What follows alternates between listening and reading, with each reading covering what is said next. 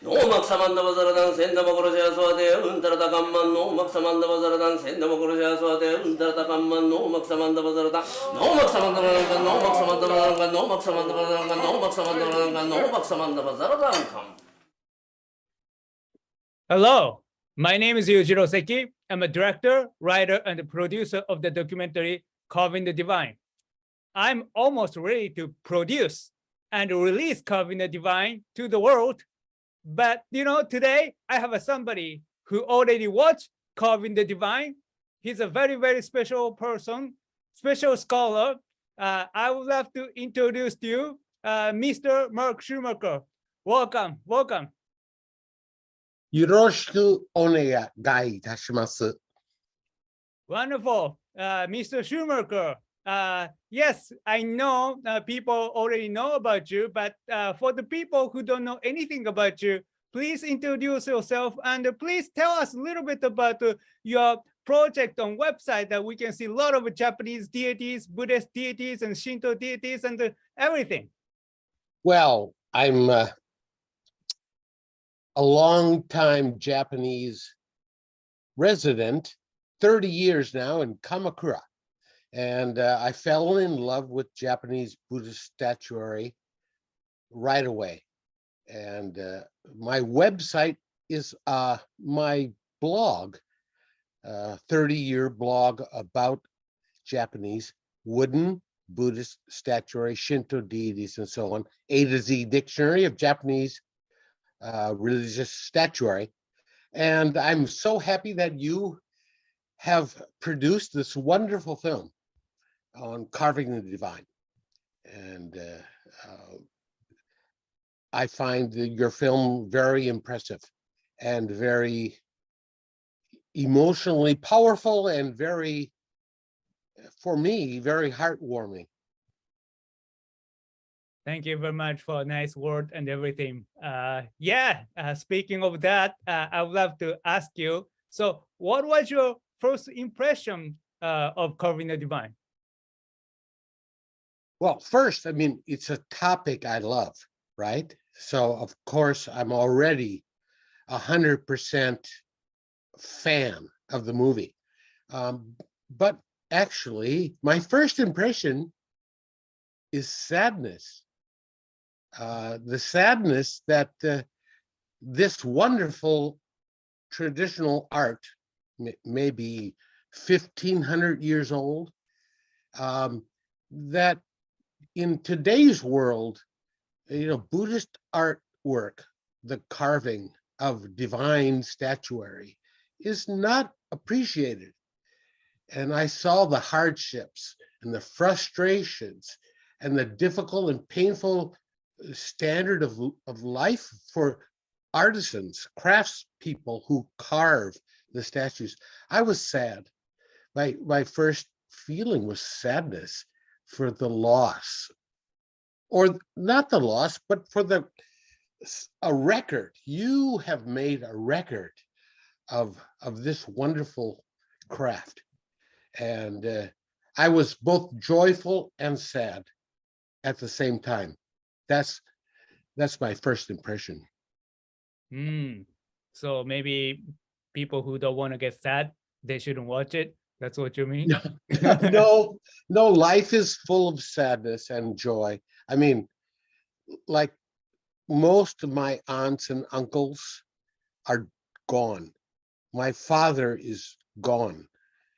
Some of my high school friends are gone. And maybe this art is gone, will go. I don't know, but life comes, life goes. And so that's how I saw your documentary film. It was really in this coming and going. And I don't know, I love Buddhist statuary, but as your film says, the Japanese are desensitized to Buddhist statuary. In other words, the Japanese have seen these statues for centuries and centuries, and it's kind of like nothing new, nothing impressive, nothing to write home about. But so for the bushi, the makers, the creators, the craftspeople, artisans who make the statues, perhaps they must find a new audience outside Japan. The art in Japan is in danger, and finding a new audience, in the West is a very, probably the best strategy for them now. That's part of my sadness. It's wonderful how that we can actually see and experience the firsthand, the difficulties and hardships and frustrations and pain of carrying a 1,500-year-old tradition into the future. And I hope your film helps to introduce the West, and everybody else to the wondrous beauty of these artisans. And yeah. And it's a very interesting. Sometimes when I show the film to Western audience versus Japanese audience, there's a big difference. Yes, Japanese audience can appreciate it, but I feel like a Western audience can appreciate it in a whole different level. So what do you think? Why that? Western people appreciate Japanese art better, or Western people more spiritually oriented, or what is it? So well, that's a good question. I've often thought that Buddhism came from India, went to Southeast Asia, went to China, went to Korea, then came to Japan. It took 1,000 years. It got to Japan. So it went from east to, it went from the east, and now it's going to the west. It's now finally from Japan, it's going to America. And like in the 19th century, early 19th century, T.D. Suzuki introduced Buddhism and Zen Buddhism to the West. And then a number of very famous Western scholars like Alan Watts brought Zen and Chinese philosophies. So essentially, America is a new home for Buddhism. And that is why there might be better reception in America and Europe for these ideas. They've come from the East, and now they've gone to America, and now they've gone to Europe. And I think it's more fruitful, the market in America for philosophies of living a good life, of living a life that lets you sleep at night, that the Buddhism, in fact, is ripe to have a new audience in a foreign country. Just like it went from India to China to Korea to Japan, now it's gone to America. And yes, I agree. I think the artwork may find a new market in America. Wonderful. And the Japanese people love to see their culture being appreciated abroad, and they might see that this Bushi culture in a new perspective, a new way once they come back. So think of it too, that right now in America, Japanese food is really popular. Japanese recipes and sushi and sashimi and tonkatsu, you name it. And also my company, we sell Japanese sake. Japanese sake is also a dying tradition. In Japan, the Japanese drink more beer, they drink more wine, they drink more cognac, they make gin and tonics, chuhais. And sake, the traditional drink of this country, has died. There were 3,000 Japanese breweries, sake breweries, at the end of World War II. Today, there are only 1,200 breweries. So more than half of all the breweries are gone. Gone. Oh, wow. And the only way to keep the tradition alive is to export and for sake, right? So it might be the case for Japanese statuary. However, I think people enjoy drinking more than they enjoy religious statues. I do completely agree. Yeah.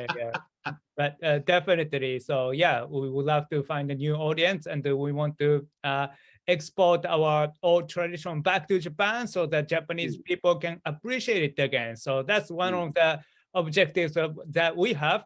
So I wanted to ask you, so how can you relate carving the divine to your own life? I know you mentioned a little bit about it, but how do you express impermanence of life and the things that you can find something beautiful, but something not beautiful, like ugly. So I don't know, like what to express this, but any thought? Well, I mean, the sadness I had watching the film is to see a beautiful tradition in decline. So it's just like my own body. I used to be young, now I'm old. I'm declining, and the film suggests to me that for all of history, for whatever 100,000 years, the Homo sapien has been on the planet, and it's only the last 10,000 years or so we have a recorded history that we actually know what our grandfathers lived like and how we live today. And your film just reinforced my sense of what's the word I wanted to use? My sense of impermanence. That I'm a fly on the wall. I'm just a little speck of dust, and that I shouldn't think too highly of myself. I shouldn't become a tengu, and that if I want to do something, if I have a passion, I should follow my passion, because our life is so short. And follow your passion. Life is short, and that's kind of the sadness that I got from the film. Of things come, things go. We live, we die, and it was very heartwarming and heart frightening at the same time. That something as special as a 1,500-year-old Buddhist statuary tradition is in danger of disappearing. Is there any joy and happiness you found in the film? Of course, I mean, it reinforced my love of the art. It reinforced my understanding of people with passionate goals and desires and determination and patience, which I don't have. I could never be a bushi. I don't have patience to be bushi, but the joy, one, the joy of having the art continue. Two, the joy of knowing that this is something that has been passed down for 1,500 years.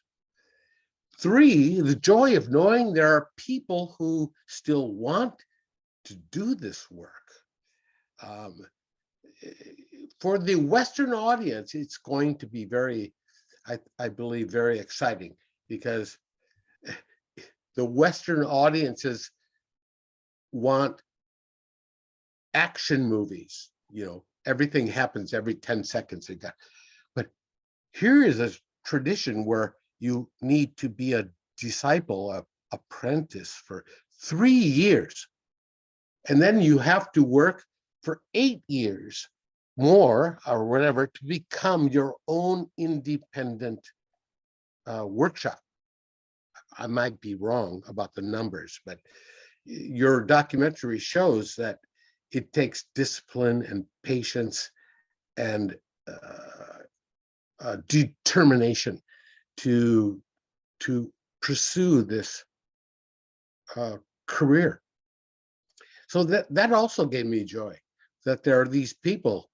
There were young boys, young women, older women. There was an older woman in your documentary, but she only got like a few seconds of coverage. I don't know what happened to her, but the fact that there's so many different type of people who choose to pursue this wood carving career is amazing to me.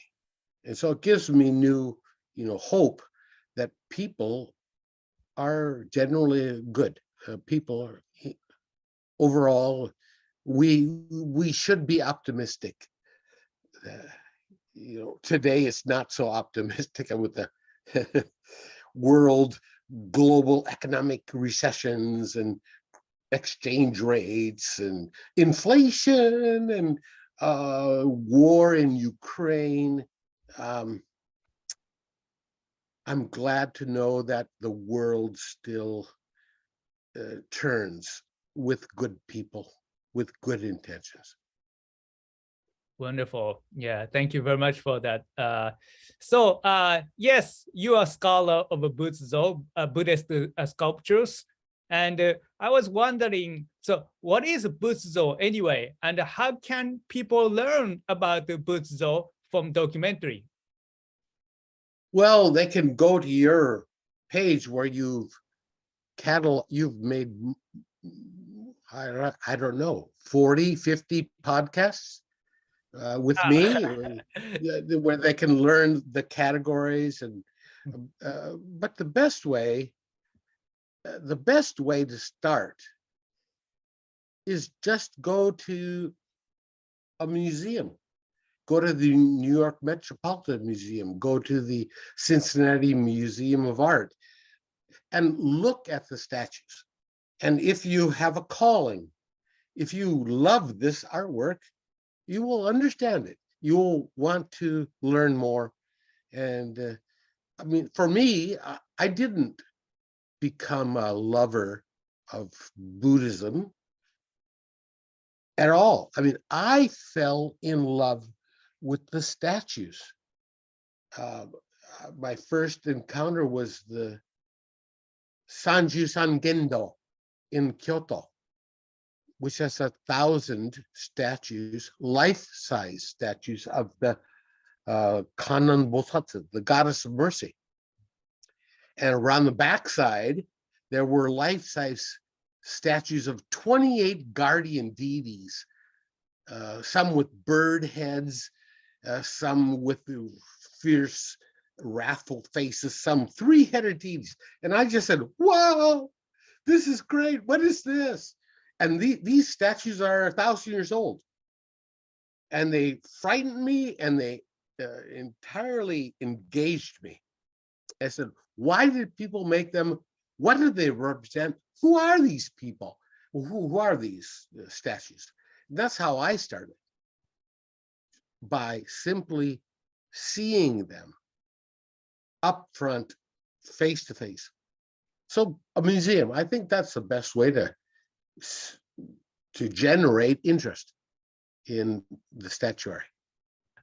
So what can people learn from it by watching Carving the Divine? I thought you said this was going to be a simple and easy interview. Let's give it a try. Let's give it a try. Yeah. What can they learn? Oh, everybody is different, and everybody learns a different message. And for me, the message was do what you want to do, even if it's painful and hard and requires years of determination. The other lesson possibly is I don't know the answer, but Japan has a long history of passing on the secrets of architecture, ceramics, brewing sake, of making Buddhist statues. That America is a young nation. America is only like 250 years old or so, and Japan is 1,500 years. Well, if we count from the Asuka Jidai. So Japan is about 1,400 years old. And Japan prides itself on its tradition. America has no tradition. So we are like barbarians compared to Japan. You know what I mean? We have a 250-year history. You have a 1,500-year. Your documentary really captures this Japanese trait of keeping tradition, passing it down century by century by century, very carefully, very precisely, very painfully. That the Japanese, in fact, are some of the best librarians in the world today, because you keep passing down the traditions. Americans we don't pass anything down. We just jump to the next technological marvel, the newest iPhone, the newest laptop, the newest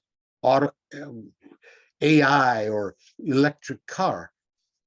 The fact that Japan still maintains its connection to all the great arts is wonderful. The arts of calligraphy, the arts of painting, the arts of making statues, the arts of making sake. These traditions are passed down carefully here, very carefully. That to me is a very big lesson. America does not have this culture of retaining the good from just keeping all of the best lessons learned and just passing them along. Wow. Thank you so much for your input. So, yes. So, do you think people should watch Carving the Divine? Of course. I wholeheartedly recommend this film. And for people who have no outside interest in Buddhism, it's still a good.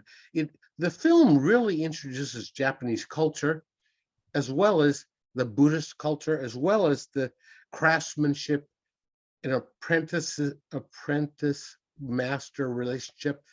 I think for any,